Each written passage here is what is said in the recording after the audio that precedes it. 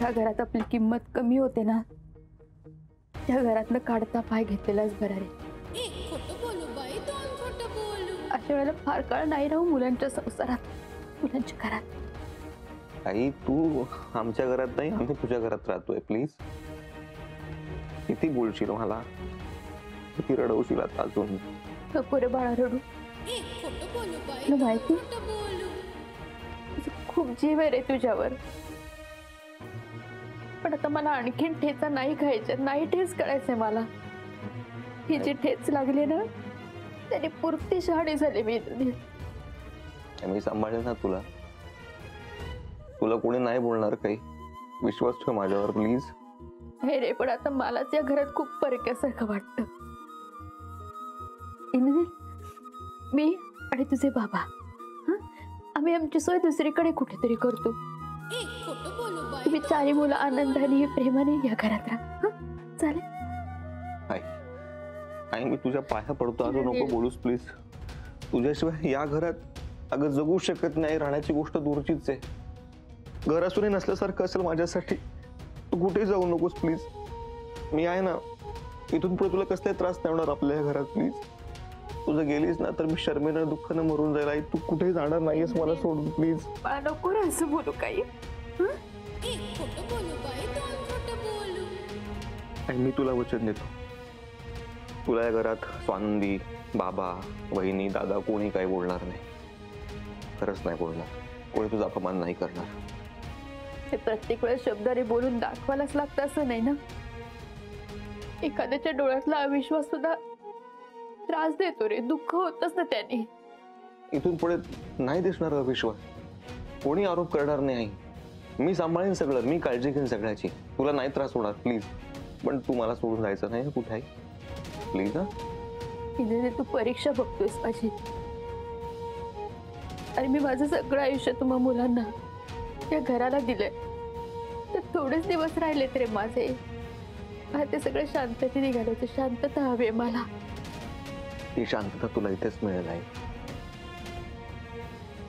मी तुला मिळवते. आणि ज्याला कुणाला पटत नसेल ना त्याला मी फक्त एकदा समजावून सांगेन. आणि जर ते पटलं नाही तर त्याच्याशी असणारे संबंध मी कायमचा तोडून टाकेन. तुला वचन देतो, इथून पुढे या घरात तुझ्यावर कधीही कोणीही कुठलाही आरोप करणार नाही. आणि जर तो केला तर तुझ्या आधी माझा जीव जाईल.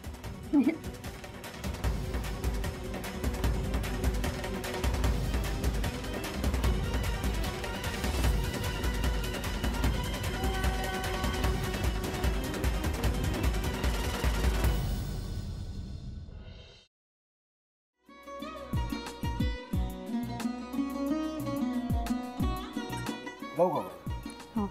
असाच लावू ना.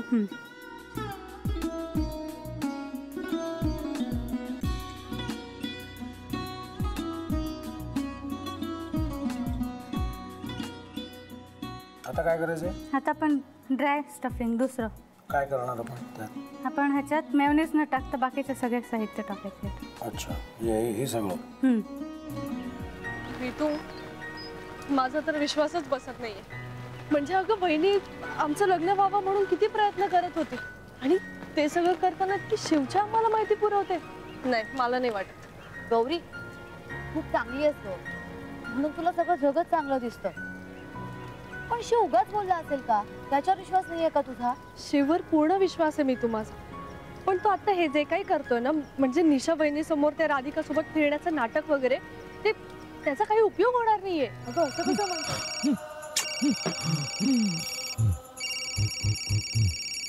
अगं नीलिमा, जतीन भाईंचा कॉल आहे. हो माहितीये. रिसीव कर ना.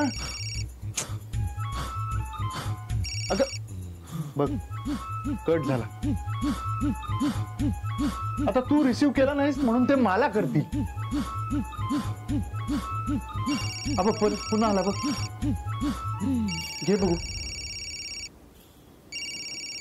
हे एक ना एक दिवस घडणारच होतं. आता मला कळलं तुम्ही 2 दिवस झाले काय सांगत होता ते? बनू हे संकेत असतात आणि हे ठरवून येत नसतात. मी बाहेर तुमची वाट बघते.